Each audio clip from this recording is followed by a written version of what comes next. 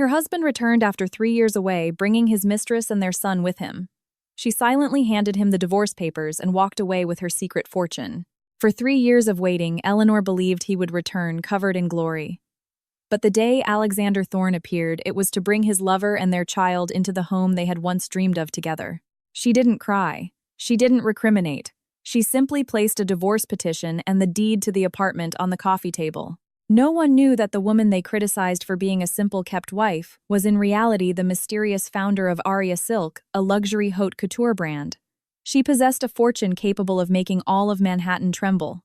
The night he betrayed her was also the night she was reborn, abandoning the past with a serene smile and a wealth the entire world would come to admire. Eleanor Vance glanced at the wall clock. It was 7 p.m. The aroma of braised short ribs in a red wine reduction, Alex's favorite dish, permeated the entire apartment. On the dining table, a seafood bisque was still steaming next to a dish of broccoli rabe sautéed with garlic and prosciutto, presented with meticulous care. Everything was perfect, like the love she had strived to cultivate for years.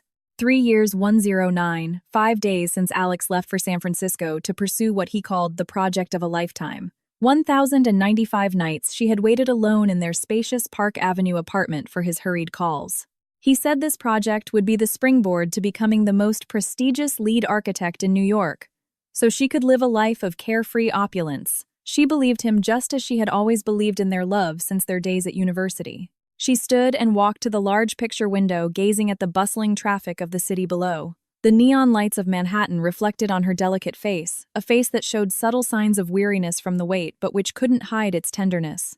During those 3 years, she had grown accustomed to doing everything alone, fixing leaky pipes, changing light bulbs, going to the hospital alone when she was sick. She had transformed from a pampered young woman into a frighteningly independent one, but deep in her heart she still yearned for the warmth of his embrace. Today he was coming back. A week ago, he had called her, his tone unusually cheerful, to announce that the project had concluded with resounding success, that he was being promoted and transferred back to the headquarters. "I'm coming home." Those 3 simple words had made her heart tremble. She had spent a week deep cleaning the apartment, hand-washing all the bedding, and today she had spent the entire afternoon in the kitchen preparing his favorite dishes. The doorbell rang, interrupting her thoughts. Her heart skipped a beat. It was him. She took a deep breath, trying to contain the overwhelming emotion, and hurried to the door. She wanted to greet him with her most radiant smile, with the warmest hug. The door swung open. Alex stood there, tall and familiar with his sharp, handsome features, but the look he gave her was strange, evasive. He wore an expensive suit, looking far more mature and successful than 3 years ago. But Eleanor's attention didn't linger on him for long, because standing just behind him was another woman. A woman with an oval face and large round eyes with a fragile, pitiable air. She wore an immaculate white dress. And what left Eleanor petrified was that in this woman's arms was a small child. The boy, about 2 years old, was sleeping soundly, and his features bore a striking resemblance to Alex's. Time seemed to stand still. The warm atmosphere of the home turned frigid in an instant. Not even the delicious aroma of the food could mask the stench of betrayal that now filled the air. Alex cleared his throat, breaking the oppressive silence. He walked into the apartment without looking her directly in the eye. "Eleanor, this is Lucy Miller." "And this is Matthew, my son." Eleanor said nothing. Her gaze shifted from the stranger's face to the sleeping child. "My son." 2 words that felt like 4 daggers plunging into her heart. 3 years of waiting in exchange for another woman and a secret child. Lucy lowered her head, her voice trembling with a supposed guilt. "Mrs. Thorne, I'm so sorry. I didn't want to destroy your family." Alex frowned and pulled Lucy behind him in a protective gesture. "You don't have to apologize. The fault is mine, Eleanor. I know this is very sudden, but Lucy has sacrificed a lot for me these 3 years in San Francisco. She's the one who understood and supported me in my career. And the boy needs to be acknowledged. From now on, they will live here. I hope you can understand." He delivered a long speech where every word was an excuse for himself and a complete nullification of her sacrifices. He expected her to understand.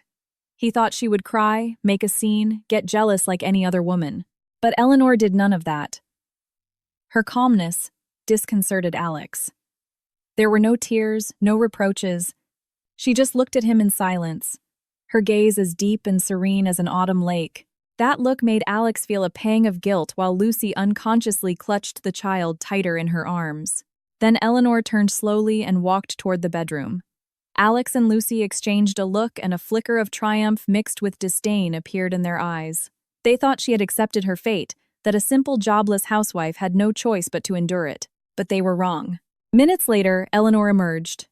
In her hands she carried not a knife or a suitcase but a blue file folder. She approached the coffee table and placed it down gently. Her voice, clear and cold, echoed in the silence. "Here is the divorce petition. I've already signed it." She looked up, meeting Alex's stupefied face directly before uttering one last sentence, articulating each syllable. "Sign it and get out of my house." Silence consumed the living room. Alex stared at the folder on the table, then at Eleanor's expressionless face, as if trying to process what he'd just heard. "Get out of my house." A wave of anger replaced his initial shock. He felt his masculine pride being trampled. "Eleanor, what game are you playing?" he spat, his tone a mix of rage and mockery. "Who do you think you are to kick me out? Look at yourself. You've been at home for 3 years doing nothing. Everything in this house, from the toothpicks to the sofa. This life of luxury. I earned it with my hard work.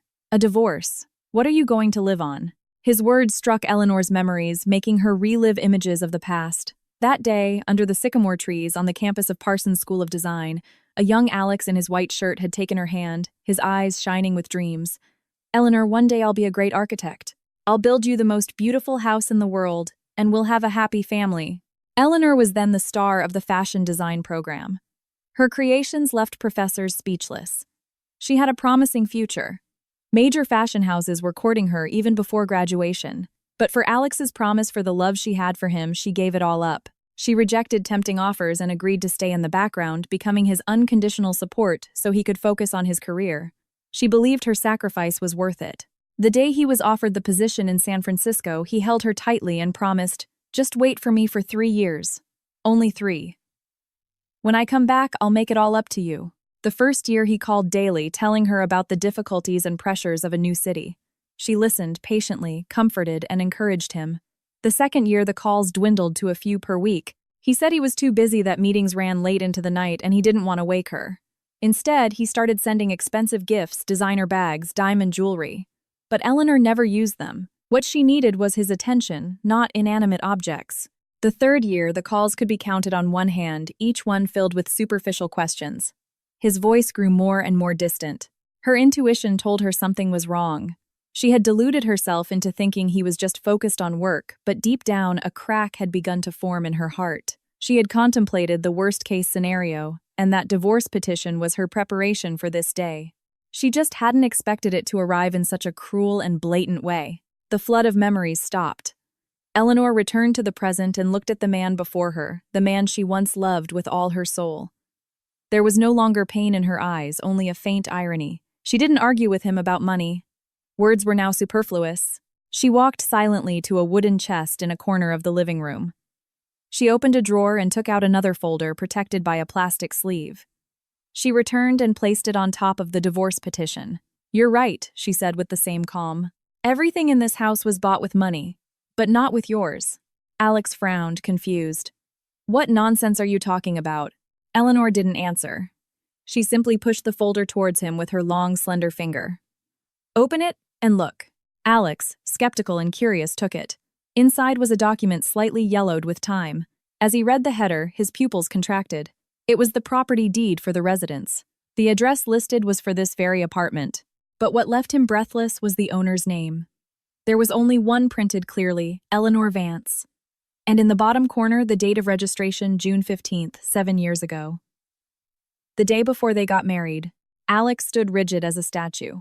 This apartment, which he had always boasted of as the fruit of his labor, which he showed off to his friends, the foundation upon which he demanded her submission, had been her property before the marriage. Legally, it was separate property. He had no claim to it. He jerked his head up, staring at her in disbelief.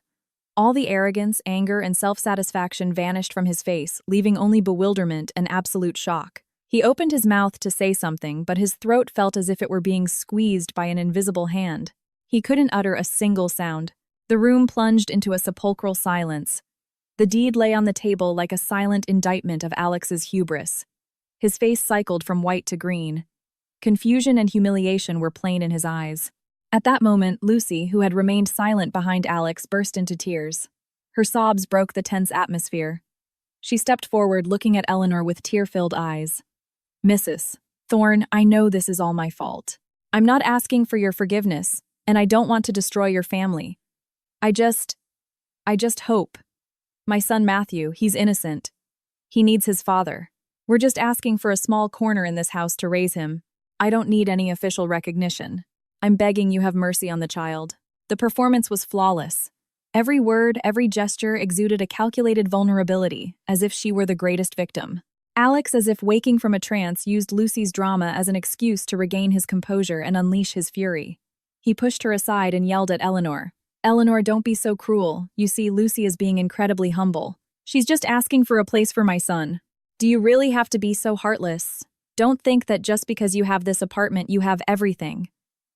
When we divorce, what will you live on? A jobless woman who for years has only known how to cook and clean. Do you think life out there is easy? Without my financial help, you won't even be able to afford 3 meals a day. The wounded pride made his words increasingly hurtful. He had completely forgotten their years of marriage. All that remained was contempt for the woman he believed depended on him. Eleanor didn't get angry. She found it ridiculous. She slowly raised her eyes. Her gaze, sharp as a knife, scanned Alex's indignant face and settled on the sobbing Lucy. Without a word, she turned and walked into the bedroom they shared. Alex thought his words had hurt her and she was going to cry. A cold smile touched his lips, but once again he was wrong. Eleanor opened the large closet, pointing to the left side where her few clothes hung.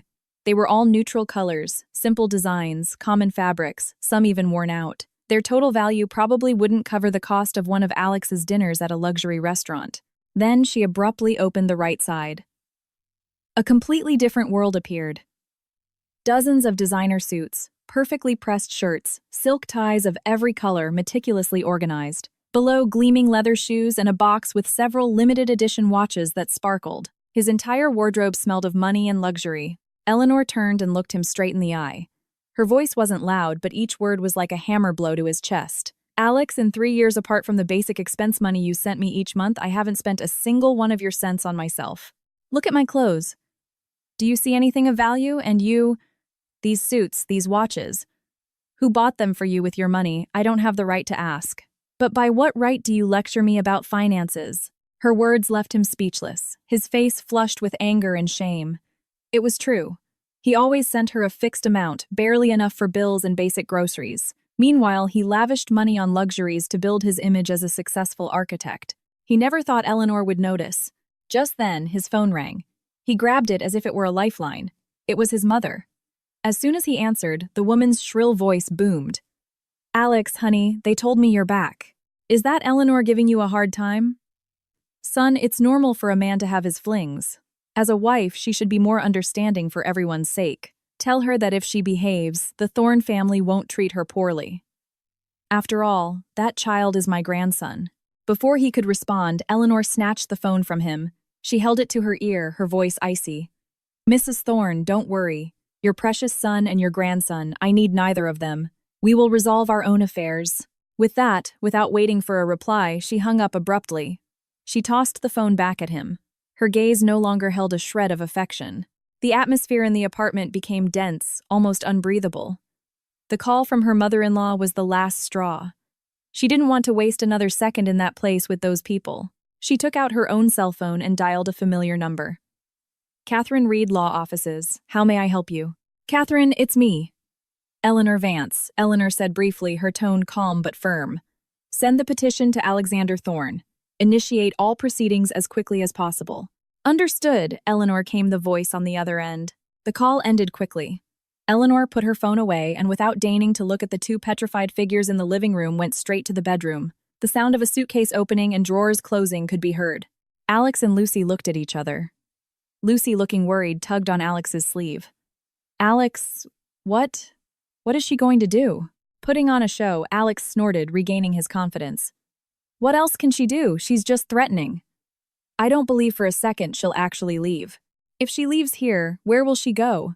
To a friend's house, back to her hometown. A woman used to living well. After a couple of days of hardship, she'll come back begging. It made sense to Lucy. Her gaze toward the bedroom filled with a gleam of smugness and disdain. True, a housewife for so many years with no money or power. How long could she keep up that tough facade? A few minutes later, Eleanor came out of the bedroom pulling a small suitcase. It was a 20-inch carry-on and looked very light. She had changed her clothes. She wore simple jeans and a white t-shirt, her long hair tied back in a ponytail. She didn't look like a woman whose husband had just betrayed her, but like a college student preparing for a short trip. She took nothing that belonged to Alex, not even the expensive jewelry he had sent her. She only took what was truly hers. She wheeled the suitcase straight toward the door without a single glance back. The sumptuous dinner was still warm on the table, but to her now it was nothing more than a bitter mockery. As her hand rested on the doorknob, Alex said with an air of superiority, "Think it over. When your tantrum is over and you come to your senses, come back. I'll still give you a chance." Eleanor didn't reply, only a faint, almost imperceptible smile played on her lips. A chance. He still didn't understand that the one who needed a chance wasn't her. Click. The door closed, separating two worlds. Inside, Alex and Lucy looked at each other and smiled. They believed the drama was over, and they were the victors. Outside, Eleanor entered the elevator, her back straight, without the slightest hesitation. When the elevator reached the ground floor, she walked out of the luxurious apartment building where she had lived for years. The night wind of New York blew, bringing a slight chill. She didn't hail a cab or walk to a bus stop. She simply stood silently by the curb. Less than a minute later, a black Bentley glided to a silent stop right in front of her. The rear door opened and a chauffeur in an impeccable uniform got out and bowed respectfully. "Miss Vance, please." The chauffeur took the small suitcase from her hand and carefully placed it in the trunk. Eleanor said nothing, just gave a slight nod and settled into the plush leather of the back seat. The car door closed softly, insulating her from the noisy world outside. The car moved silently, merging with the dense traffic. It didn't head downtown or toward modest residential areas. It turned onto a tree-lined street heading out of the city toward Greenwich, Connecticut, the most exclusive and expensive area of mansions, where every square foot was worth its weight in gold. Finally, the car stopped before the gates of a classic European-style mansion. The elaborate wrought iron gates swung open automatically, and the car entered a courtyard with a meticulously manicured garden. Eleanor stepped out of the car and took a deep breath of the fresh air. This was her real home. The heavy wooden door of the mansion opened. An older housekeeper was already waiting. "Welcome home, miss." "Eleanor," she said with a kind smile. This was not just Eleanor Vance's home, but also her studio, the birthplace of priceless works of art, the secret refuge of the name that made the world of fashion and art tremble, Aria Silk. 3 days after Eleanor left, Alex received an envelope from the court. He tore it open, glanced at the summons and the official divorce petition sent by the lawyer, and a mocking smile formed on his lips. He thought Eleanor was just angry that after a few days of hardship she would come back on her own. He hadn't expected her to take it so seriously as to hire a lawyer. So what? A housewife for so many years with no source of income. What could she fight him with? At most, he'd give her a small alimony payment as charity and settle the matter quickly. With this air of superiority, Alex called his lawyer a Mr. Ramos, a divorce specialist. He confidently informed him that he would attend the first meeting to see what tricks his ex-wife had up her sleeve. Catherine Reed's law firm was on the 35th floor of a skyscraper in the heart of Manhattan's financial district. The gleaming glass and minimalist yet luxurious interior exuded an air of professionalism and exclusivity. Alex and his lawyer walked in. The luxury of the place reinforced his belief that Eleanor had just borrowed money to put on a show. In the meeting room, a woman in her late 30s was already waiting. She wore a perfectly tailored gray pantsuit, her hair in a neat bun-light makeup, but with an incredibly sharp gaze. She was Catherine Reed, Eleanor Vance's lawyer. Catherine nodded politely and invited them to sit without a word to spare. Lawyer Ramos took the initiative with a somewhat condescending tone. "Miss Reed, we've received Mrs. Thorne's petition. My client, Mr. Thorne, is a man who values his past relationship and doesn't want things to get ugly. Regarding the division of assets, we both know that Mrs. Thorne has not worked in years, and all her expenses have depended on Mr. Thorne. In consideration of their years of marriage, Mr. Thorne agrees to give her a pension sufficient for her to rent an apartment and find a new job." Catherine Reed listened in silence, drumming her long fingers on the table. When Ramos finished, she spoke calmly. "Mr. Ramos, I believe there's a misunderstanding. My client, Miss Vance, is not requesting any spousal support from Mr. Thorne." Ramos and Alex exchanged a look of surprise and mockery. "No alimony. Did she plan to leave with nothing?" Catherine continued in a firm voice. "Our demands are very simple. First, an immediate divorce based on the evidence of Mr. Thorne's adultery, which is irrefutable. She slid a folder with photos towards them. The photos showed Alex and Lucy in intimate poses in San Francisco. There were even photos of them with little Matthew entering and exiting a luxury apartment complex. Alex's face changed slightly. He hadn't expected Eleanor to have that. Second, Catherine went on regarding assets. The Park Avenue apartment is my client's separate property acquired before the marriage, so there is nothing to discuss. However, during the marriage, Mr. Thorne's income is considered marital property. We demand an equitable distribution, according to the law. Lawyer Ramos let out a laugh. Miss Reed, you can't be serious. Mr. Thorne's income is indeed marital property, but Mrs. Thorne has also lived off that money for years. If it's divided in half, she won't be left with much. Mrs. Thorne should be more realistic. Accepting the support payment is more beneficial for her. Alex leaned back in his chair, arms crossed with a triumphant expression. He watched Catherine with amusement, waiting to see how she would continue this farce. Catherine was unfazed. She looked directly at Ramos, a nearly imperceptible smile on her lips. Then, let's be realistic. She leaned over to open the briefcase beside her and pulled out another dossier much thicker than the one with the photos. She placed it gently on the table and pushed it toward Alex. Mr. Thorne, you say my client depended on you to live, correct? Then please take a look at this. Alex frowned and picked up the dossier curiously. The first page was a bank account statement. His eyes quickly scanned the numbers until they reached the final balance. The number wasn't long, but it made his pupils instantly contract. 8 zeros. He flipped the page quickly. It was a statement from another bank, another astronomical figure. He kept turning pages, his hands starting to tremble. Credit card statements, bond investments, stocks. Each page was a visual blow. But that wasn't all. Below were a series of property deeds, a duplex in Soho, a commercial space on Madison Avenue, even a villa in the Hamptons. All in the name of Eleanor Vance. Finally, what completely destroyed him was a document regarding business holdings. Eleanor Vance owned 70% of a company called Aria Silk. Aria Silk. The name sounded familiar. He had heard the wives of his partners mention it. A haute couture brand, specializing in handmade silk embroidery products, extremely expensive and hard to acquire, a symbol of high society. The room fell into absolute silence. Lawyer Ramos beside him was also petrified, his mouth agape. Alex felt the blood freeze in his veins. His breathing became ragged. He looked up at Catherine, his gaze a mixture of disbelief, bewilderment, rage, and a deep, invisible fear. The woman he had always scorned, the one he thought only knew how to cook and clean, the one he was convinced couldn't live without him, was a mogul in the shadows. The plot twist was so sudden, so brutal, it caught him completely off guard. While Alex was suffering a psychological earthquake in the law office, Eleanor was in a completely different world. Her classic mansion wasn't just a place to live. The second and third floors had been transformed into an exquisite design and craft studio. It didn't smell of cooking oil here, but of the subtle aroma of sandalwood and the characteristic scent of the highest quality silks. Morning sunlight streamed through the large French windows, illuminating shelves filled with embroidery threads of every color shimmering like a rainbow. Eleanor was no longer dressed in simple housewife clothes. She wore an elegant, custom-designed silk dress in a smoky blue, its soft fabric clinging to her slender yet curvy figure. Her long hair was casually pinned up with a wooden hairpin, revealing her graceful, elegant neck. She wore no elaborate makeup, but the aura she emanated was captivating, a blend of the classic elegance of an artist and the confident resolve of a leader. She stood before a large embroidery frame, her hands moving nimbly, guiding the needle over a black silk background. Beneath her fingers, a fiery phoenix was taking shape. Each feather seemed incredibly real, radiating a golden glow. Her concentration made everything around her seem to stand still. A young woman, her assistant named Anna, entered quietly with a tablet in her hand. Eleanor, excuse me for bothering you, but a very important collaboration proposal just came in. Anna didn't dare call her director or boss. Here, everyone respectfully called her Eleanor, an intimate yet reverent form of address. Eleanor paused her hand, but her eyes didn't leave her work. From whom? The Montgomery Group, one of the leading luxury real estate and art investment conglomerates. They say their president, Mr. Richard Montgomery, greatly admires the works of Aria Silk. Eleanor had heard of the Montgomery Group.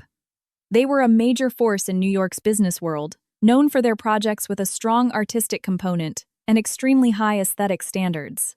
Anna continued her report. They are about to open a new shopping and art center called the Crystal Pavilion. They hoped to personally invite the founder of Aria Silk to collaborate on the design of an exclusive silk embroidery art exhibition space. In the main lobby, they say it will be the centerpiece of the entire project. It was an invitation of enormous weight. The Crystal Pavilion was expected to become a new icon in New York. If Aria Silk's works were displayed in such a central location, the brand's fame would skyrocket. Eleanor reflected for a moment. For the past 3 years, to dedicate time to her small family, she had turned down many large projects, accepting only private commissions to keep the studio running.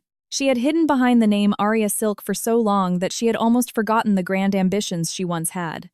Now she was free without burdens or ties. Perhaps it was time for Aria Silk to truly shine. She turned to Anna, her gaze calm but firm. "Tell them we accept a meeting. Arrange an appointment for me with their president, Mr. Montgomery."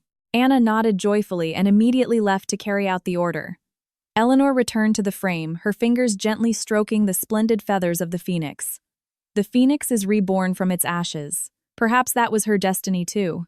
The shipwreck of her marriage hadn't destroyed her. It had only made her stronger and more radiant. Her gaze drifted toward the window, toward the skyscrapers of Manhattan. Her future and that of Aria Silk began here and now. After Eleanor's departure, Lucy Miller was finally able to enter the apartment as the new lady of the house. She spent the first day going through each room, meticulously erasing any trace of the other woman. She threw out the pale blue sheet set that Eleanor loved and replaced it with one of a deep, provocative red. The small, delicate potted plants on the balcony were replaced with ostentatious bouquets of roses. She even bought a series of expensive, abstract paintings to hang on the walls, trying to impose a completely different style, a style that belonged to Lucy Miller. Each change was carefully photographed and posted on her Instagram profile with captions full of innuendo. Next to a photo of a romantic candlelit dinner, she wrote, "Happiness sometimes takes a while to arrive, but if it's the right person, the wait is worth it." Under a photo of little Matthew playing on the new sofa, she added, "Finally, my son has a complete home. Where there is love, there is home." Each post was like an invisible needle calculated to wound Eleanor's heart. Lucy imagined Eleanor somewhere, perhaps in a shabby rented apartment, looking at these images with a heart broken by pain and jealousy. She expected a reaction, an insult, or at least a sign that her opponent was suffering. But she was disappointed.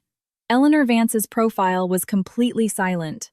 Her profile picture was still that of a white magnolia. Her last post was from 6 months ago. She seemed to have vanished from the virtual world, completely ignoring Lucy's provocations. This silence made Lucy feel as if she were punching a cotton bag, useless and frustrating. She couldn't understand how Eleanor could be so calm. Meanwhile, in the alumni Facebook group from their university days, their story had become the hottest topic of conversation. A friend with the username Lazy Kitten was the first to speak up.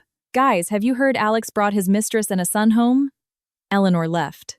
Poor Eleanor, so many years sacrificing for him only to end up like this. Another, likely a friend of Alex, defended him.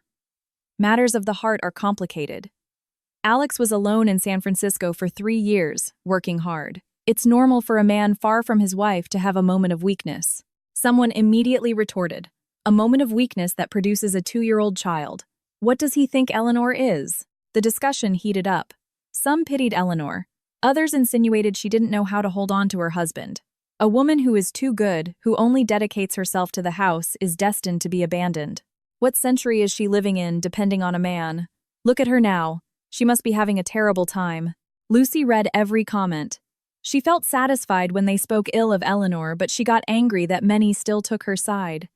Eleanor's presence, though absent, remained a shadow looming over her life.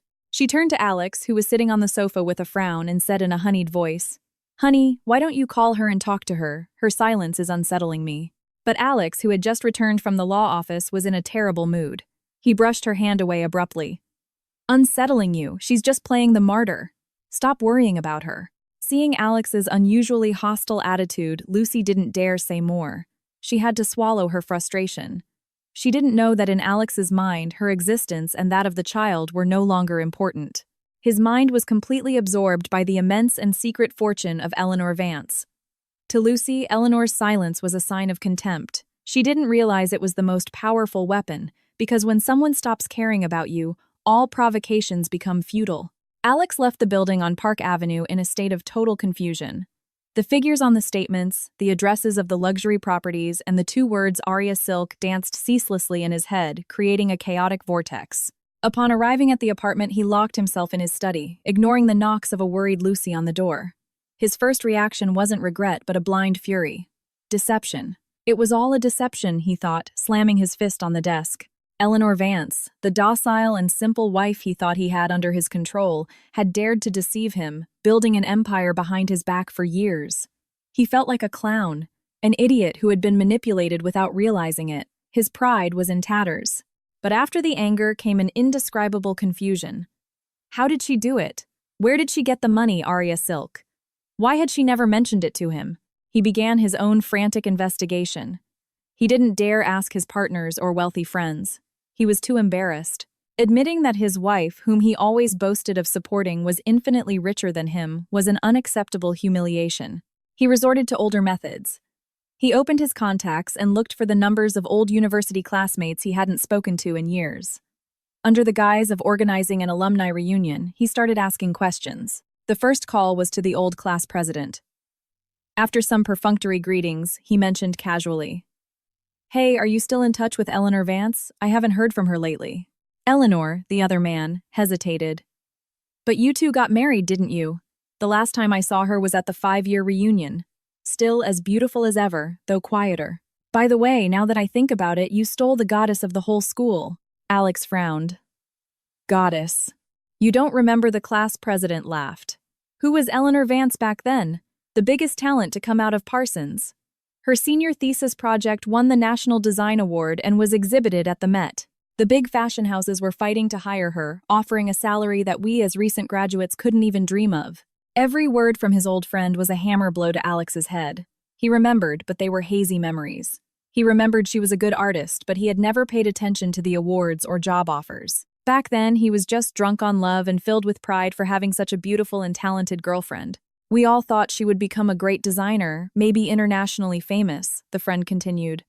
"And then suddenly, after she started dating you, she turned it all down.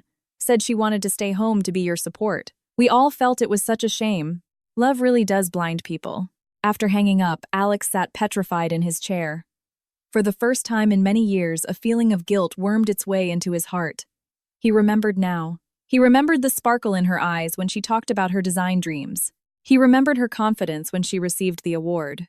He had promised to support her, but his own selfishness and ambition had gradually buried her talent and aspirations. He had turned a radiant phoenix into a common sparrow in a golden cage he himself had built. But that feeling of guilt lasted only a few seconds.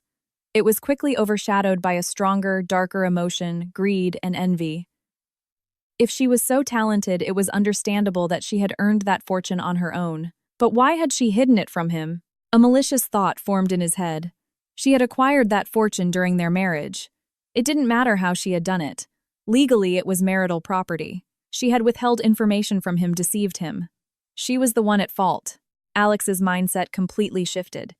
He was no longer an unfaithful husband who wanted a quick divorce to be with his new partner. He was now a hungry beast stalking succulent prey. Lucy and his son faded into the background.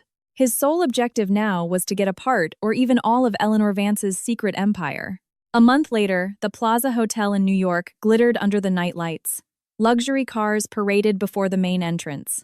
The press, top fashion bloggers, and numerous influential figures from the city's business and art worlds had gathered there. All attention was focused on a single event, the presentation of the new collection from the brand Arya Silk, in collaboration with the Montgomery Group's art center project, the Crystal Pavilion. Until now, Arya Silk had always been a name shrouded in mystery. Its products never needed massive advertising. Its fame spread by word of mouth among the elite like a treasured secret. It was only known that its founder was a master of silk embroidery, but no one knew her face or her true identity. The fact that Arya Silk had decided for the first time to collaborate with a major group and organize a public presentation had caused an earthquake in the industry. In the old apartment, Alex sat on the sofa, his face grim. Lucy was trying to calm little Matthew, who wouldn't stop crying. The atmosphere in the house was tense. The divorce was not proceeding as quickly as Alex had imagined. Eleanor's lawyer, Catherine Reed, was relentless, presenting evidence and arguments that left his side completely on the defensive. The investigation into Eleanor's assets had also hit a dead end. Everything was perfectly shielded. Frustrated, he turned on the television and started flipping through channels. Suddenly, he stopped on a business channel broadcasting a fashion event live. The headline on the screen caught his attention. Presentation of the Phoenix Rising collection by Aria Silk and the Montgomery Group. Aria Silk. Those two words were like a needle pricking his most sensitive nerve. He stared at the screen. The stage was exquisite, the lighting magical. Models glided down the runway in dazzling outfits adorned with incredibly detailed hand embroidery, especially the image of a fiery phoenix that seemed to burn on the black silk. He realized it wasn't just clothing. They were works of art. The show ended with thunderous applause. The host came on stage, his voice filled with emotion. And now, ladies and gentlemen, the most anticipated moment of the evening. Let's welcome the founder, the very soul of the Aria Silk brand, appearing for the first time before the public. All the cameras turned to the side of the stage. The lights focused on one spot. Alex's heart began to beat strangely. He too was curious. Who was really behind that mysterious name? From the darkness, a slender figure emerged. When the lights illuminated her, the entire room gasped. The woman wore a silver-white silk gown embroidered with a branch of magnolia in shimmering silk thread, exquisite and ethereal. Her hair was swept up in a high bun, revealing a delicate, serene face that emanated an extraordinary aura.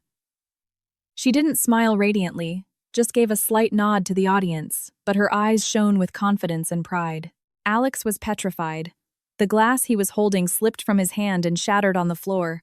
The shrill sound couldn't pull him from his state of shock. Lucy turned startled, and before she could scold him, she too was struck dumb by the image on the television. The woman at the pinnacle of fame receiving thunderous applause and admiration, hailed as a design genius, was Eleanor Vance. Not the simple weak wife they had always scorned.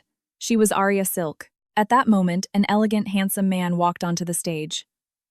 He wore a perfectly tailored suit exuding an air of nobility and confidence.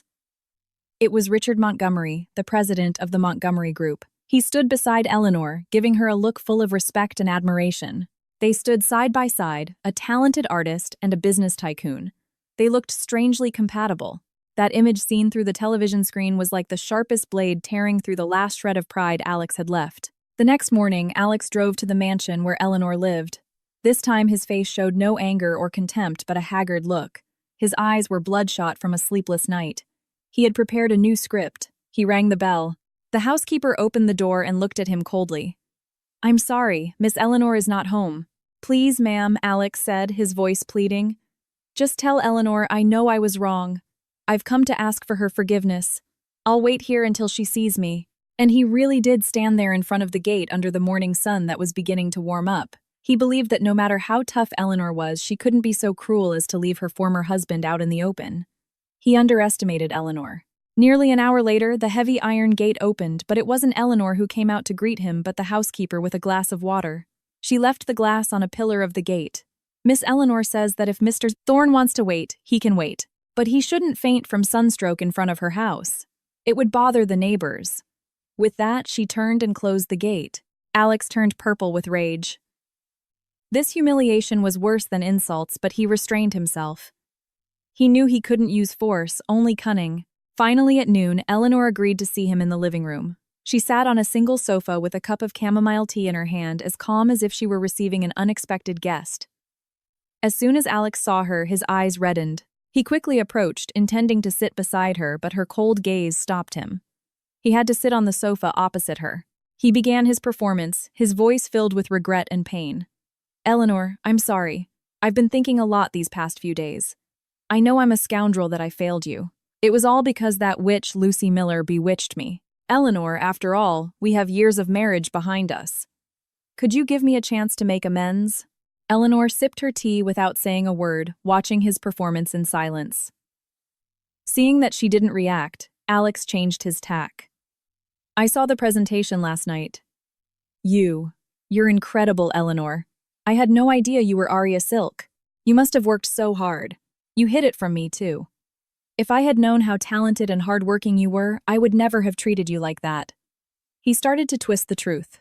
"Your assets, your brand. It was all built while we were married, right? Legally, that's considered marital property. Eleanor, let's not get divorced, okay? For old time's sake, withdraw the petition. From now on, I'll be by your side. I'll help you manage the company, grow your career together. We'll build our own empire." Finally, his true colors were revealed. It wasn't repentance, it wasn't love.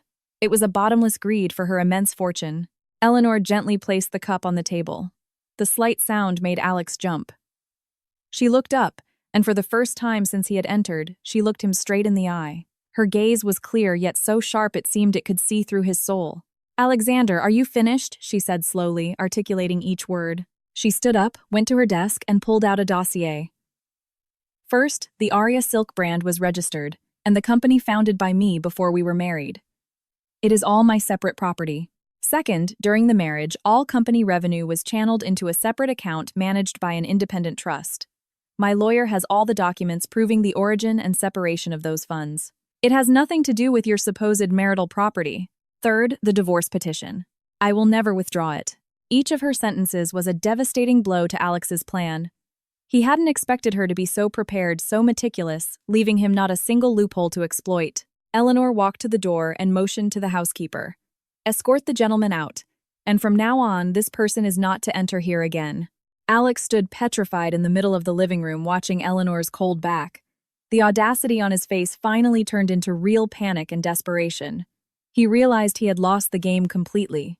A few days after the encounter with Richard Montgomery, while Eleanor Vance was focused on the sketches for the Crystal Pavilion project, the housekeeper entered with a somewhat uncomfortable expression. "Miss Eleanor Mrs. Thorne, Mr. Alexander Thorne's mother is at the gate. She says she wants to see you." Eleanor paused for a moment, but the line of her pencil didn't waver.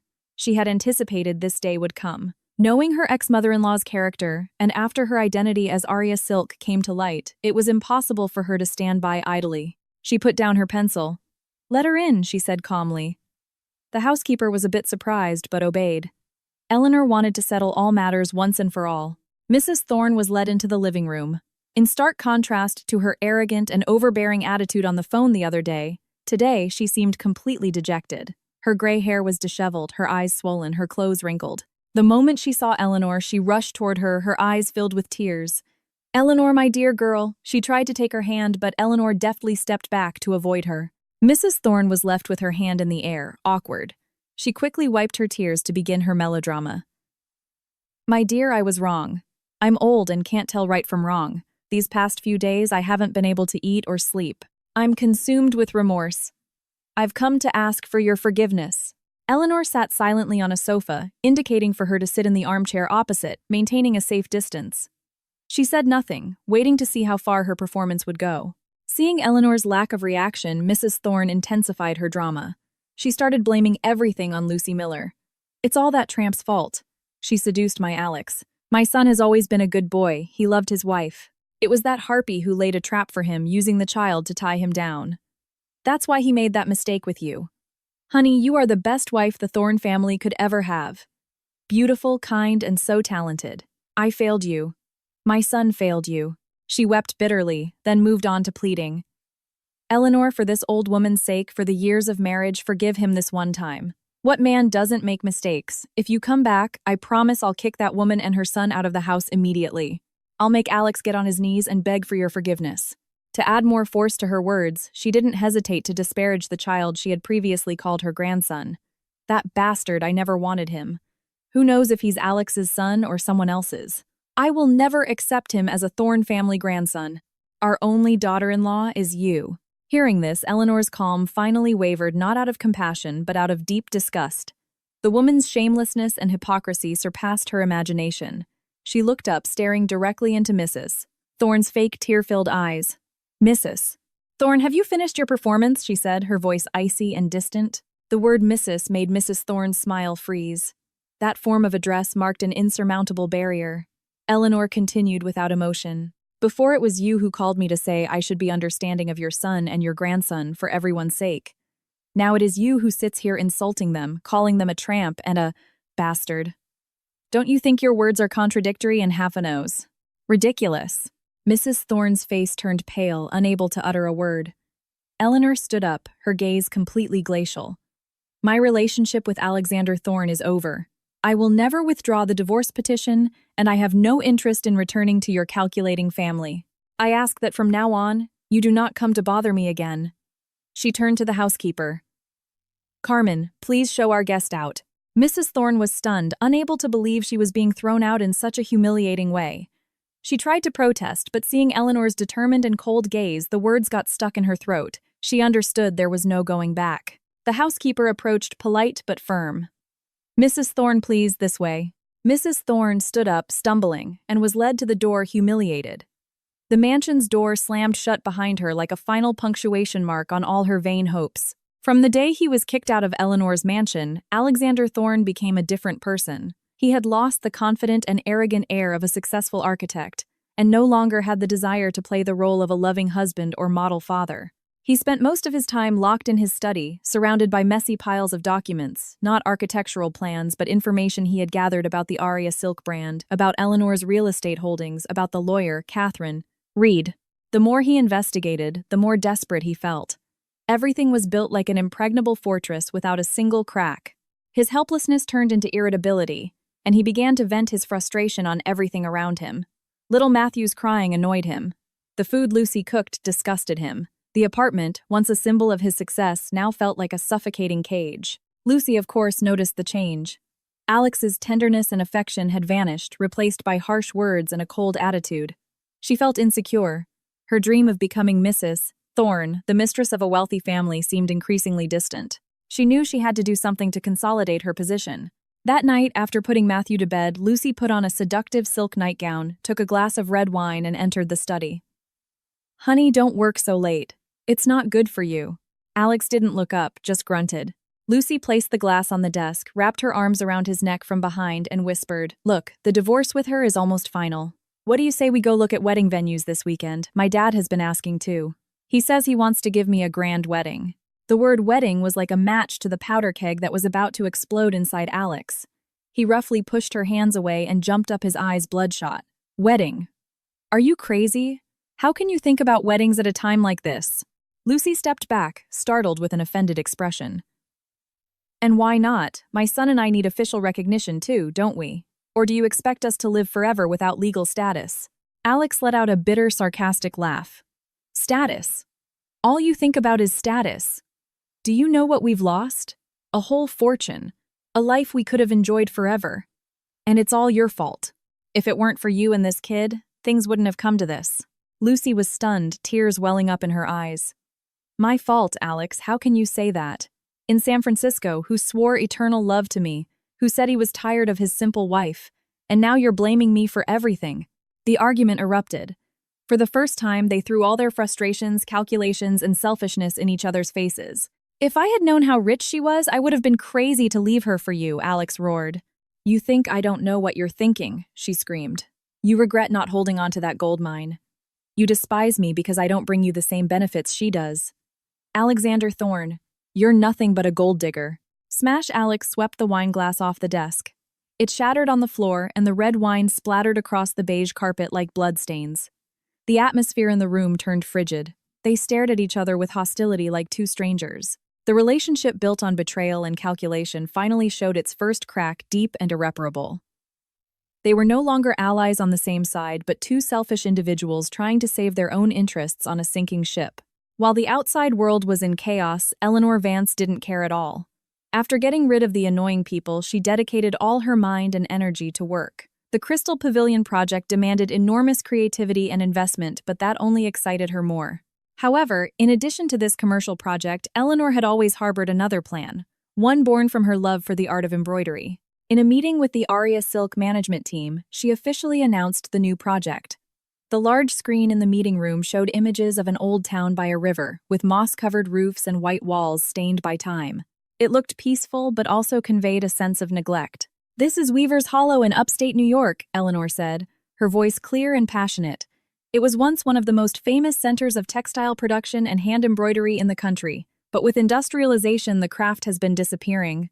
Now only a few elderly artisans remain clinging to their art while living in great difficulty."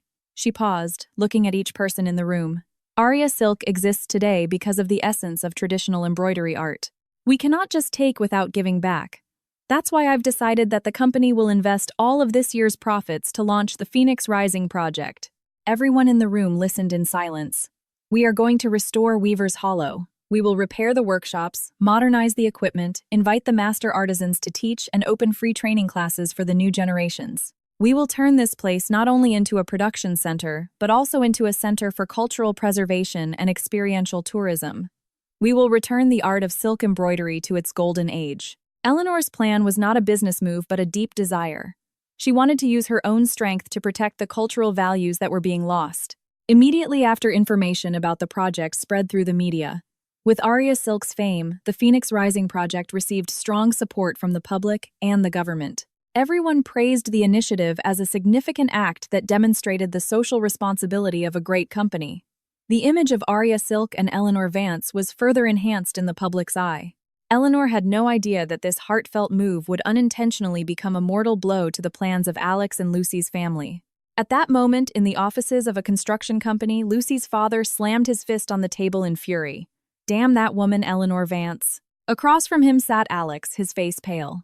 They had the business section of the newspaper in front of them with the news of the Aria Silk project on the front page. Do you know where that Weaver's Hollow is? Lucy's father seethed. Right next to the land we've worked so hard to prepare for acquisition to build our tourist resort. Now the government has approved her cultural preservation project, declaring it a protected heritage site. Our acquisition plan has gone up in smoke. The entire initial investment is at risk of being lost. A chill ran down Alex's spine. That tourist resort was a huge project, his chance to relaunch his career after recent failures. He had put all his energy and contacts into it. Lucy, who was also there, stammered, "Dad, maybe it's just a coincidence." Coincidence, her father laughed bitterly. How naive you are. There are no such coincidences in this world. That woman is clearly coming after us. She wants to cut off all our escape routes. Alex clenched his fists so tightly that the veins on the back of his hands bulged. He didn't think it was a coincidence. He believed it was a perfectly calculated revenge on Eleanor's part. She didn't just want a divorce and to keep her assets. She wanted to completely destroy his career and his future. Fear and hatred intertwined, turning into a toxic paranoia. He looked at Lucy with suspicion. "Did you know about this project beforehand?" I don't know," Lucy stammered. "She played a very dirty card," Alex roared. "We are completely at her mercy." Eleanor, in her design studio, meticulously drew the first details for the future Weaver's Hollow. She had no idea that an act born from her heart had unintentionally pushed those who betrayed her to the brink of the abyss. That move made without any calculation was the most masterful of all. When it rains, it pours.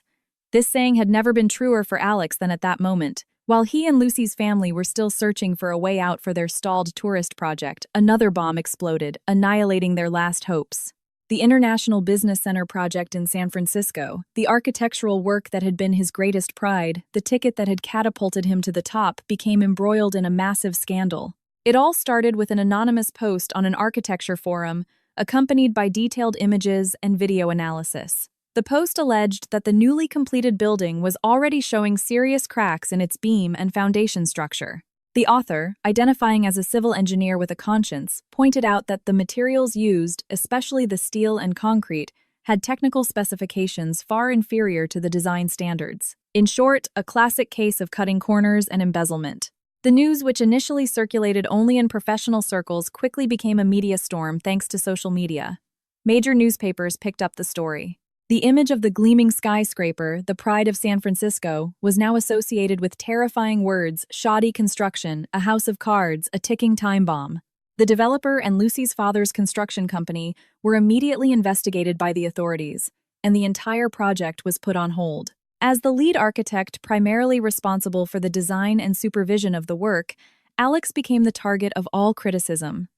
The reputation he had worked so hard to build collapsed overnight. His phone wouldn't stop ringing calls from journalists, from partners canceling contracts, from clients who had bought office space in the building, demanding compensation. He sat in his study, staring blankly at the sensationalist headlines on his computer screen. "Impossible. Impossible," he muttered. "I put so much effort into that design. I spent so many nights on site. How could this have happened?" Just then, Lucy's father called. His voice on the other end sounded like the roar of a wounded beast. "Alex, you bastard. What kind of design did you make for this to happen? You've ruined us." Alex, as if snapping awake, shouted back, "It's not my fault. My design has no problems. It's your company's fault. You must have switched the materials to steal money." "Don't give me that," the other man laughed bitterly. "Everything was done according to your plans. You're the lead architect. You are responsible." The alliance built on self-interest had completely shattered. They frantically blamed each other, trying to drag themselves out of the mud. After hanging up, Alex panted, trembling. He felt cornered, surrounded by a darkness with no escape. In the midst of panic and desperation, his mind clung to a single name: Eleanor Vance. It had to be her. A toxic paranoia took hold of him. The timing was too perfect. First, the tourist resort, now the San Francisco building. Everything related to him was crumbling. It couldn't be a coincidence. She must have hired someone to investigate, find his weak points, and leak the information to ruin him. She wanted revenge. She didn't just want a divorce. She wanted to destroy everything he had to drag him through the mud so he could never get up again. This thought, like a venomous snake, coiled around his heart. He no longer saw Eleanor as a pitiable ex-wife, but as a dangerous enemy, a woman with a twisted and terrifying mind pulling the strings from the shadows. His face contorted, deformed by hatred and absolute fear. Alex's world was engulfed in a storm, but Eleanor's life was surprisingly calm. She dedicated most of her time to her design studio, or visited libraries and museums seeking materials and inspiration for the Crystal Pavilion project. That afternoon, she went to Mount Sinai Hospital. It wasn't a place she liked to visit, but she couldn't avoid it. Mr. Solar, an elderly master of silk embroidery and her first mentor, had been admitted there after a mild stroke. After visiting him in his room, chatting with him, and making sure he was resting, Eleanor left. On her way to the elevator, she passed through the pediatrics wing. She intended to walk straight past, but the inconsolable cry of a child unconsciously made her stop. In the waiting area, in front of a consultation room, a familiar figure caught her eye. It was Lucy Miller. She no longer had the dazzling, haughty look of their first encounter. She wore simple, somewhat worn clothes, and her hair was disheveled. Her makeup-free face looked pale and exhausted. In her arms, she held little Matthew. The boy was crying, his eyes out, his face red with a high fever. Lucy looked completely lost and distressed, rocking the child while constantly glancing at the consultation room door. Eleanor stood in a discreet corner observing. A complex, hard-to-describe feeling washed over her. She felt no glee or joy at seeing her rival's predicament. Seeing Lucy struggling with her sick son, she no longer saw the image of the hateful mistress but that of a helpless, worried mother. And that child was completely innocent. His cries held no falsehood or calculation. It was simply the pain of a small body. He didn't deserve to suffer the consequences of adult mistakes. A pang of bitterness went through her. She wasn't a saint. She couldn't forgive what they had done to her. But at that moment, seeing the child crying in pain, she couldn't feel hatred. It was a pure compassion that transcended any personal grudge. She had no intention of approaching. She watched from a distance, and then turned to leave. These matters no longer concerned her. Just as she turned, she bumped into someone. "Sorry," she said hastily, looking up. The person in front of her was a bit of a surprise. It was Richard Montgomery. He seemed surprised too, but quickly offered a polite smile. "Miss Vance, what a coincidence." Eleanor gave a slight nod. "Hello, Mr. Montgomery. I came to visit a friend of my father's," he explained briefly. Then his perceptive gaze fell on her face. "Are you all right? You look troubled." He didn't glance toward where Lucy was. His attention was focused on her. That delicacy made Eleanor feel comfortable. She shook her head, trying to muster a smile. "It's nothing. Just an old memory." Richard didn't press further. He knew where to draw the line. He just looked at her deeply and suddenly said something that seemed out of place. "Art needs inspiration. Don't let bad memories cloud it." His words weren't an empty comfort. They were like a reminder from a kindred spirit, someone who truly understood her inner world. He didn't see her as a woman embroiled in a divorce, but as an artist whose creative space needed to be protected. A warm current ran through Eleanor's heart. It had been a long time since she had felt so understood. "Thank you," she said. This time her smile was much more sincere. She said goodbye to him and headed for the elevator. The image of the crying child and the exhausted mother still haunted her. But Richard's words were like a fresh breeze, gently dispelling the dark clouds and helping her find inner peace. Her path was art creation. Old matters had to be left behind. The San Francisco scandal and the stalled tourist project had pushed Alex to the brink. However, he still held on to one last hope. In the divorce, he would try to prove that part of Eleanor's assets had been formed during the marriage to get some capital and start over. He didn't know that a real tsunami was silently forming where he least expected it, about to wipe everything away. In Catherine Reed's law firm, the atmosphere was one of high tension. Her team included not only excellent lawyers but also top experts in financial investigation and forensic accounting. Initially, their goal was simply to gather evidence of infidelity and clearly define Eleanor's assets to protect her interests in the divorce. But as they delved deeper into Alex's income for the division of marital property, an expert on the team discovered an anomaly. The young financial analyst pointed to a complex money flow diagram on the large screen. "Catherine, look at this. This is the official salary and bonuses Alexander Thorne received for the San Francisco project. The figure is high but reasonable. However, when we traced the transactions related to Lucy's father's construction company, we found unusual expenses. He enlarged a series of transactions. A huge amount of capital from the project had been transferred to several building material supply companies. The suspicious thing is that these companies were created just before the project began. They had no history of activity, and their tax addresses were vague." Catherine narrowed her eyes. Her professional instinct immediately told her something was wrong. "Continue." The expert nodded. "After receiving the money, these shell companies transferred almost all of it after deducting a small portion to dozens of different personal accounts through multiple small transactions to avoid raising suspicion. It took us a long time to trace this money." He paused, took a deep breath, and pointed to a name on the screen. "And finally, a considerable portion of that money ended up in an offshore account.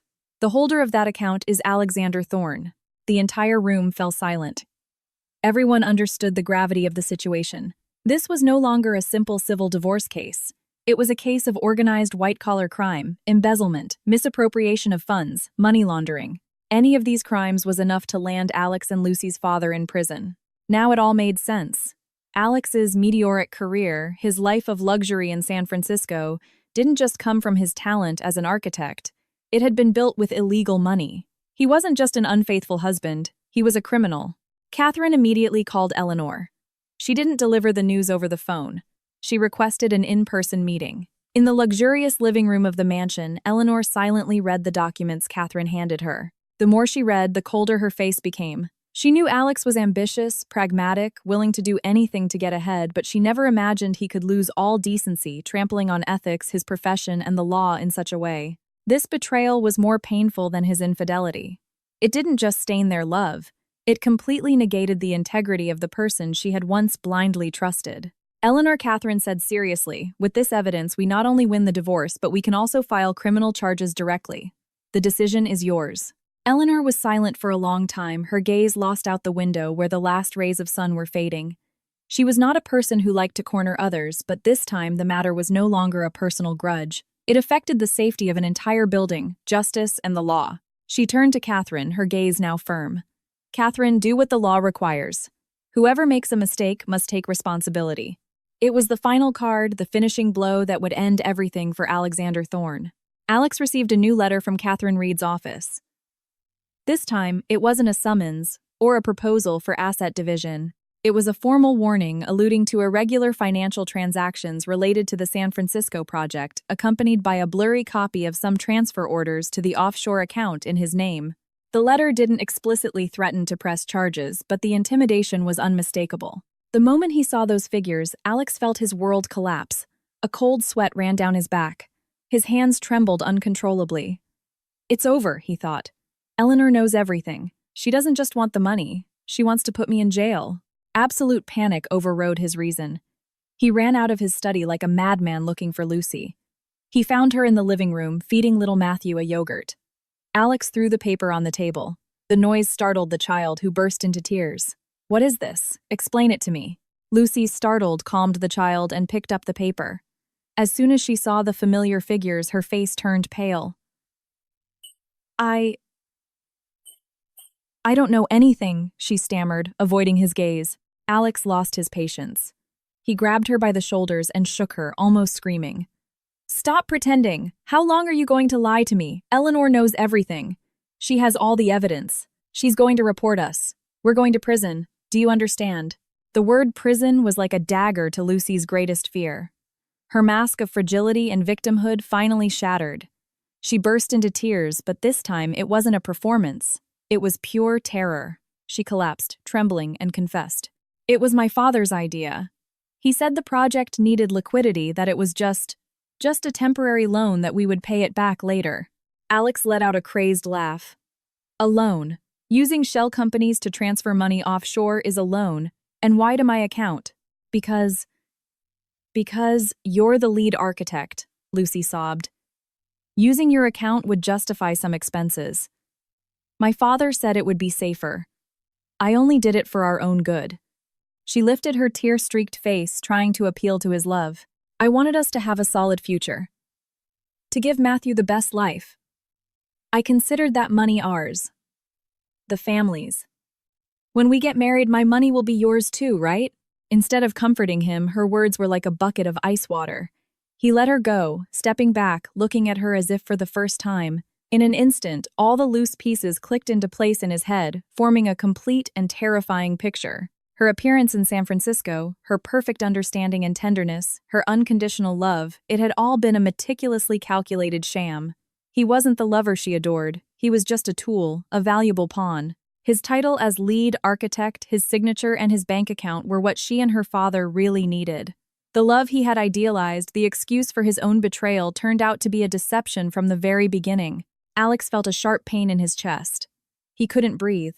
He had given up a woman who truly loved him a peaceful life for an illusion created by himself and these con artists. He slumped onto the sofa, his eyes vacant. He had lost everything. Career, reputation, love, and soon probably his freedom. The drama in which he was one of the main actors had finally come to an end, and he was the one who would pay the highest price. The apartment plunged into a terrifying silence after the argument. Little Matthew's crying had ceased. Lucy was cradling him in the bedroom, and her sobs could be heard from time to time. Alex remained motionless on the sofa, his gaze fixed on the now dry red wine stain on the carpet.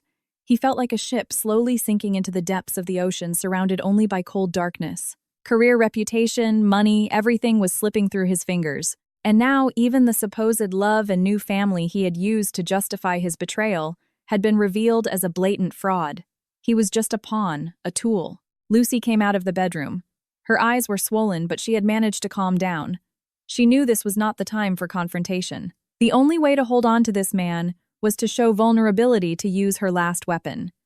She sat beside him, her voice weak and soft. Honey, I'm sorry. I was very angry before and said things I didn't mean. Don't hold it against me. Now is not the time to argue. We have to find a solution together, right? Alex didn't respond. Lucy continued, placing her hand on his, which was ice cold. No matter what happens, we still have Matthew. Our son is small. He needs both of us. For his sake, let's get through this together. Okay. The word son made Alex's eyelids flutter. He turned slowly to look at the woman beside him. Her face was still beautiful, but to him now it only reflected a repulsive falsehood. Every word she said had a purpose.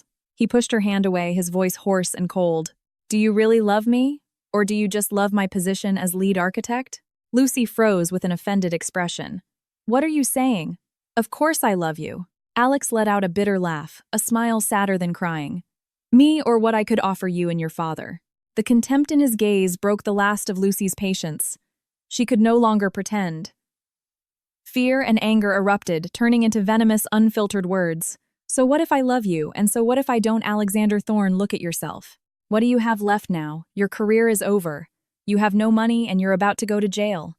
Do you think you still deserve to be loved? The argument erupted again, this time with more ferocity. They hurled the cruelest words at each other. If I had known, I would never have gotten involved with a woman like you, Alex roared. You regret it, don't you? She screamed, her face contorted with rage. Do you think I've had it easy? Having to cater to a guy like you, and even have to give you a son. You should feel lucky to have Matthew and me. In the climax of her fury, Lucy blurted out a sentence she would regret for the rest of her life. A seemingly casual phrase, but it was the mortal blow to Alex's last vulnerable point. She laughed bitterly, her tone full of sarcasm. If it weren't for this child, do you think you'd have any value to us? A lightning bolt seemed to strike Alex. The world around him stopped.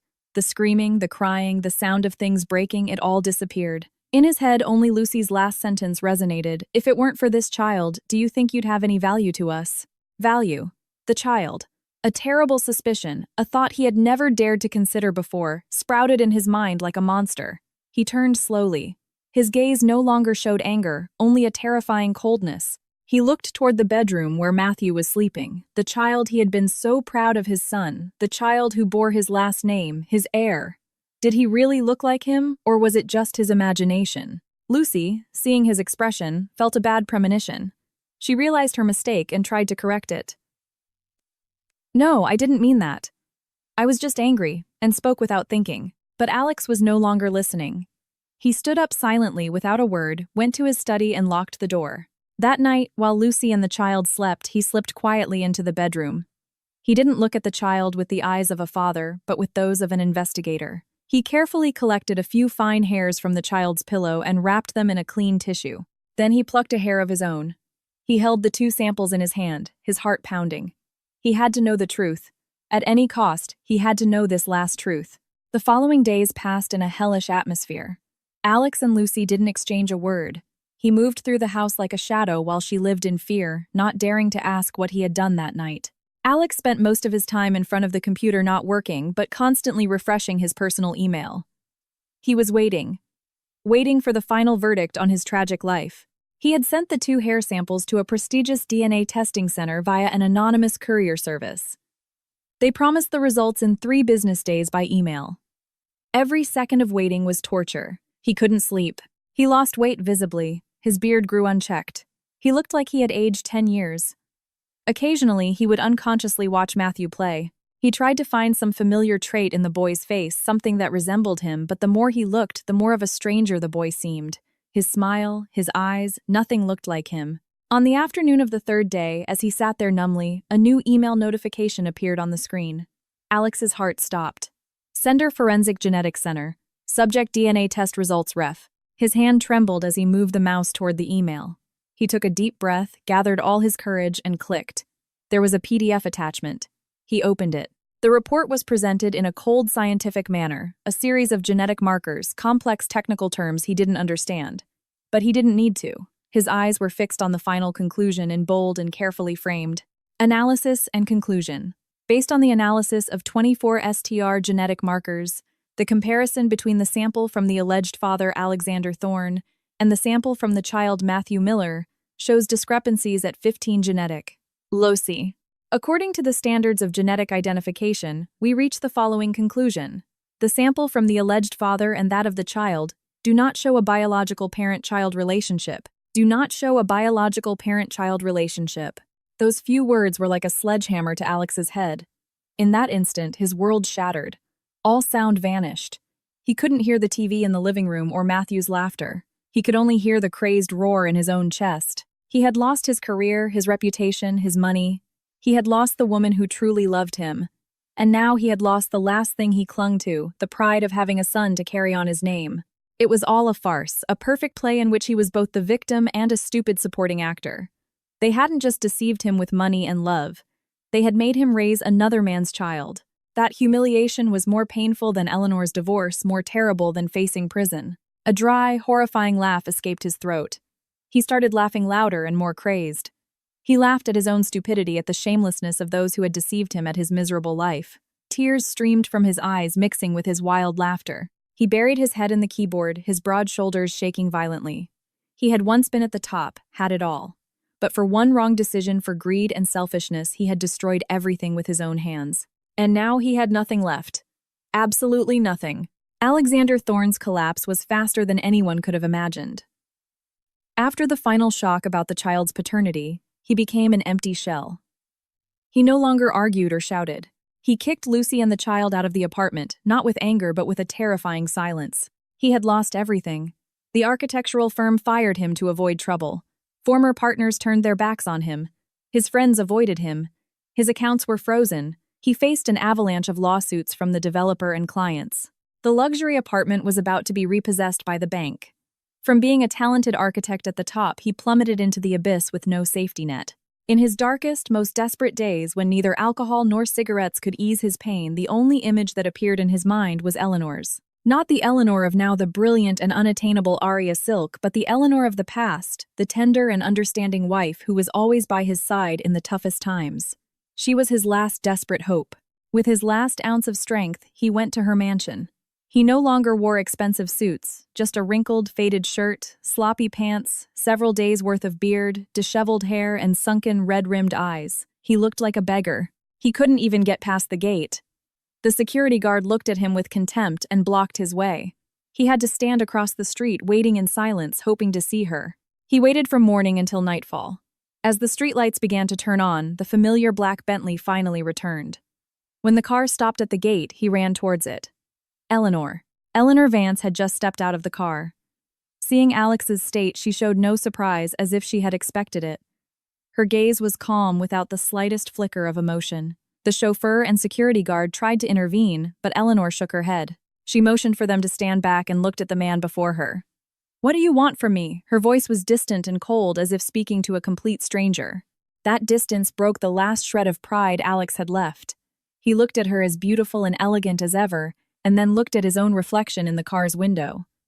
The cruel contrast completely broke him. He said nothing. He simply slowly and deliberately knelt down in the middle of the luxurious street under the yellowish light of the street lamps. The man who was once the personification of pride for the first time in his life bent his knee. His tears fell. They were no longer fake. They were the tears of a truly defeated man. "Eleanor."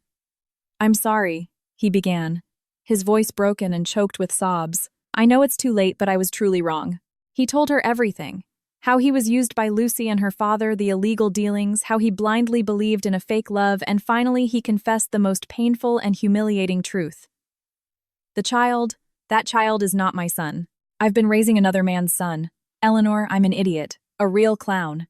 He lifted his tear-streaked face, looking at her with total desperation, like a wounded animal begging for mercy. I've lost everything. My career, my reputation, my friends, everything. I'm going to prison. Eleanor, I'm not asking you to forgive me. I'm just asking. For the years we were married. Help me this one time. Just this one time. Save me. His plea echoed in the silence, pathetic and weak. He had cast aside all his dignity in the sole hope of clinging to a ray of hope from the woman he had once mercilessly abandoned. Eleanor Vance stood there in silence, listening to every confession, every plea from Alex. The night wind gently rustled her clothes. In her eyes, there was no victor's glee, no pity for a loser. Nor was there any trace of hatred left. Only an extraordinary calm like the surface of a lake after a storm, flat and crystalline. The man kneeling at her feet was once her entire world, but now to her he was nothing more than a pitiable stranger, a faded memory. She spoke slowly, her voice clear and cold, devoid of emotion. "Get up, Alex." He looked at her, a flicker of hope in his eyes. "Eleanor, you." But her next sentence annihilated that hope. "Your downfall today is not my doing. I never intended to take revenge on you." She looked him straight in the eye, her voice clear and articulate. "Everything you are suffering is the consequence of your own greed and your own choices. You chose to betray. You chose the illegal path. You chose to believe in lies. You destroyed your own life. Don't blame anyone else." Alex was speechless. Her words were not an emotional condemnation, but an objective, cruel truth. She didn't even consider him a rival worthy of revenge. That indifference was more painful than 1,000 insults. But our years together," he stammered. "That relationship," Eleanor said softly, "ended the day you brought another woman and her son into our home." She turned her back straight without the slightest hint of nostalgia. "I will not help you, but I will not harm you either. Let justice take its course. Whoever makes a mistake must take responsibility. That is what is fair." With that, she walked through the gate. The heavy iron door slowly closed with a dry creak like a blade severing the last thread that connected them. Alex remained kneeling on the deserted street, a lonely and pathetic figure. He knew that everything was well and truly over. A week later, the final hearing for their divorce took place. The atmosphere in the courtroom was solemn and cold. There were no dramatic arguments or tearful accusations. Everything proceeded quickly and orderly. Eleanor, as the petitioner, sat with her back straight, her face calm. She wore an elegant beige pantsuit. Alex, as the respondent, was gaunt, his eyes empty like a puppet whose strings had been cut. When the judge declared that based on irrefutable evidence the divorce was granted, Alex did not react. Eleanor received the decree from her lawyer, signed the necessary documents with firm, decisive strokes. When she finished, she stood up and, without a single glance at Alex, left the courtroom with her lawyer. The door opened, flooding the hallway with the bright midday light. Eleanor squinted and took a deep breath of the fresh air. She was completely free. Whatever happened to Alex from that moment on, the sentences he would have to face had nothing to do with her. Before her lay an immense sky waiting for her to spread her wings. Justice may be slow, but it is never absent. The fate of Alex and the Miller family was the clearest proof of this. After the divorce, the evidence of financial crimes collected by Catherine Reed's team was officially handed over to the authorities. A large-scale investigation was launched. The curtain covering their dirty conspiracies finally fell. Faced with irrefutable evidence, Alex and Lucy's father could no longer blame each other. Together, they had created a network of shell companies, falsified contracts, and embezzled a huge amount of funds from the San Francisco project. The press, which had once praised Alex, now dedicated itself to exposing all his crimes and those of the Miller family. Their photos appeared on the front pages with sensational headlines.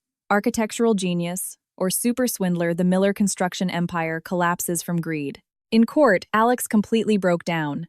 He admitted to all his crimes with no strength left to fight. For embezzlement, money laundering, and construction fraud, he received an exemplary sentence that would bury the best years of his life behind prison bars. Lucy's father, as the mastermind, faced a similar sentence.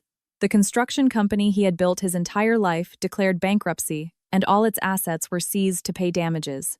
As for Lucy Miller, although she did not directly participate in the crimes, her role as an accomplice, concealer, and beneficiary did not spare her from justice. During the investigation, an even more scandalous truth came to light. Her real lover, Matthew's biological father, was the deputy director of the construction company, a married man.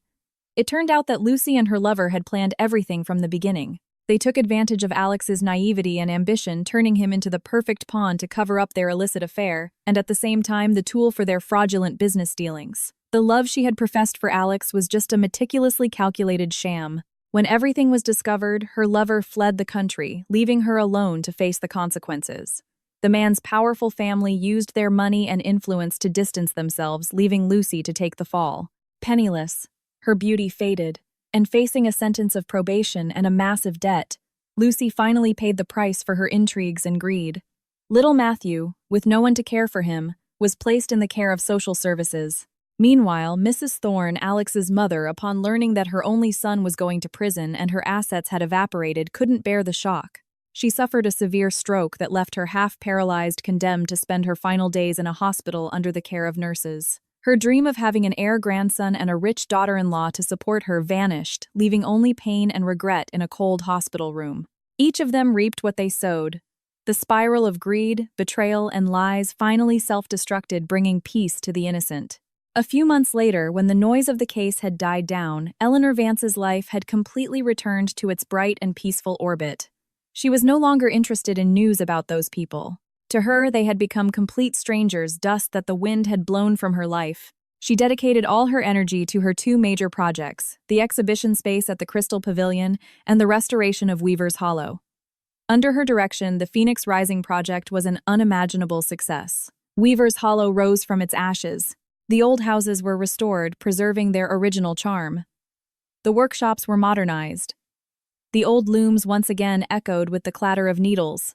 Eleanor convinced the last master artisans of the town to stay, offering them a good salary and an ideal working environment so they could pass on their nearly lost techniques. She opened free classes that attracted many young people passionate about craftsmanship. The town not only became an exclusive production center for Aria silk, but also an attractive cultural tourism destination. The project not only brought economic benefits, but more importantly, it brought back to life a cultural value on the brink of extinction. The reputation of Aria Silk reached a new level, not just a luxury brand, but a brand with a conscience and a deep human value. The Eleanor of now was completely transformed. She was no longer the housewife confined to the kitchen, nor the iron woman always on the defensive. She had found the perfect balance. At work, she was a decisive leader, a creative artist. Outside of it, she was herself again. She dedicated time to reading, drinking tea, arranging flowers. She traveled alone to faraway places from the Rocky Mountains to the historic towns of the South, seeking inspiration and enriching her soul. She lived a free and full life without ties. She wasn't looking for a new relationship, nor did she fear solitude. She realized that true happiness didn't come from a man, but from the fullness and peace of her own spirit. She had found herself a better, stronger, and happier version than ever before. Autumn in Charleston is as beautiful as a watercolor painting. The golden leaves of the magnolia trees fall gently onto the old courtyards. The wrought iron gates are reflected in serene fountains. Eleanor Vance was there on a trip that combined supervising a craft project and seeking inspiration for her next collection. After finishing her work, she treated herself to a quiet afternoon to stroll through the city's historic district, one of the most famous and beautiful in the country. She wore a long sky-blue silk dress, her hair loose, and an old analog camera in her hand. She avoided the crowds, choosing the quieter paths, feeling the delicate harmony between the architecture, the greenery, and the water. While she was on a small bridge watching the colorful fish in a pond, a warm, familiar voice sounded behind her. "If I'm not mistaken, this is how a true artist finds inspiration." Eleanor turned. A slight surprise appeared in her eyes. A few steps away from her, smiling gently, was Richard Montgomery.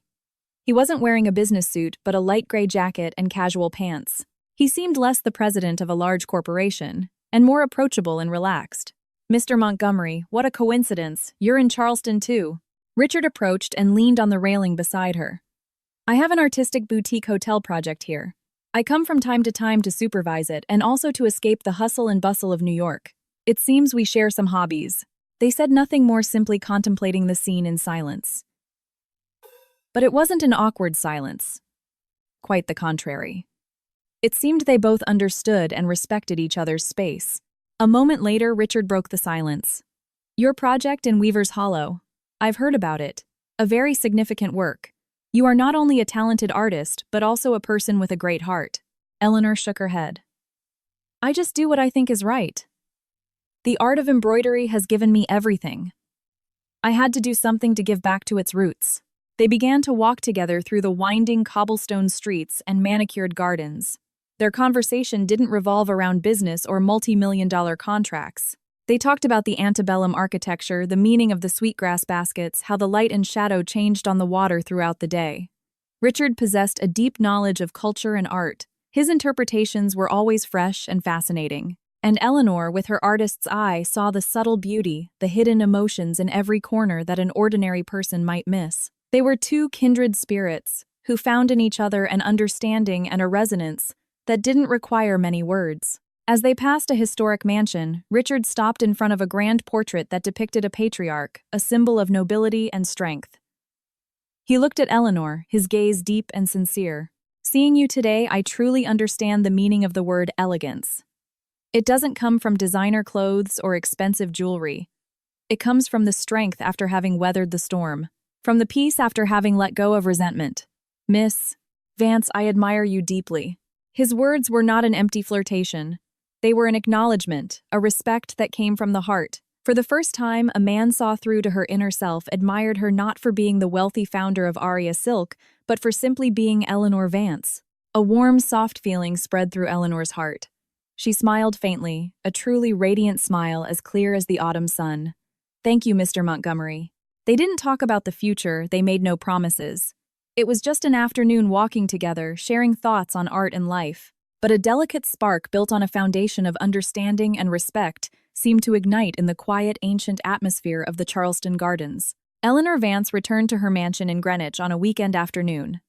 The golden light of sunset streamed through the large window, tinging the entire space. She prepared a pot of jasmine tea, its pure aroma filling the room. She stood by the window with the warm cup in her hand, silently contemplating the city skyline in the distance. The skyscrapers still stood proud, the traffic flowed ceaselessly. New York was still as vibrant and bustling as ever, but the perspective of the one observing it had completely changed. In her mind, there were no longer images of Alex or Lucy.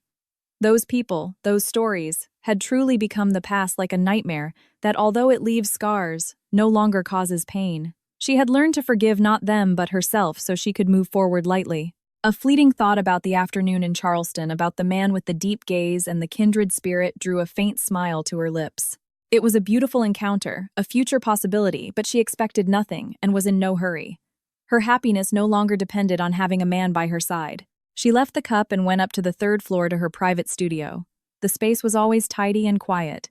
The scent of new silk and sandalwood mingled, creating an atmosphere that calmed her soul. She approached an empty easel where a prepared wooden embroidery frame rested. She didn't choose brightly colored silks but took out a piece of immaculate white silk of the highest quality, as soft and smooth as a baby's skin. With her long, slender hands, she carefully stretched the fabric on the frame. Every movement was expert and focused. The white fabric became perfectly smooth without a single wrinkle, like a blank page waiting for a new story to be written. She sat down and opened her box of embroidery threads. Hundreds of spools of silk of every imaginable shade organized and shimmering under the light. She didn't rush to choose, simply observed them in silence as ideas and lines began to form in her mind. What would she embroider on this fabric?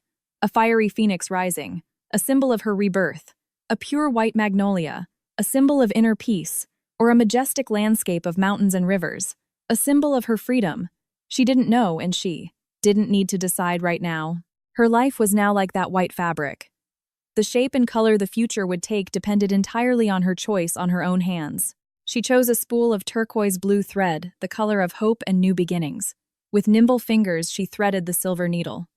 Under the warm yellow light, Eleanor leaned forward, her back straight, her gaze focused. She plunged the first stitch into the pure white silk. One stitch, then another. Slow, firm, and full of confidence.